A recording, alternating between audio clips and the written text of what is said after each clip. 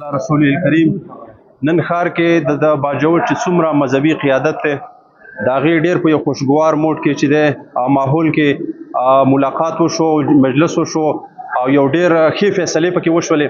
په هغې کې یوه کمیټۍ تشکیل شوله چې هغه به د خپل ضلعي قیادت سره د صوبایي قیادت سره رابطه کوي، د مرکزي قیادت سره رابطه کوي. او باجوړ کې چې په موږ باندې کوم دا مشکل وخت دی نو علما مخکې الحمدلله په فرنټ لاین باندې ولاړو، خپل کردار ادا کوو. او اوس چونکې حالات ډیر زیات سنګین دي نو د دې علماو نه بغیر چې د مسله مخ په وړاندې تللی نشي. نو موږ په دواړو فریقینو باندې دا غږ کوو چې تاسو تحمل مظاهره وکړئ. ان شاء الله العزیز علما په دې کې خپل کردار ادا کول غواړي او علما چې دی یعنی چې کوم ځای پورې د هغو نه تږي ان شاء الله که هغې کې یعنی افغانستان ته یو وفد تشکیل کولی، د امارت اسلامي څخه خبرې کولی، نو هغې دپاره هم دا علما کرام تیار دي. که باجوړ کې د چا څخه د دواړو فریقینو څخه خبرې نو هغې دپاره هم انشاءالله د علما کرام تیار دي او خپل کردار ادا کول غواړي. خو د دې دپاره چې دی یو کمیټي تشکیل کړه او د هغه کمیټي به خپل صوبایي او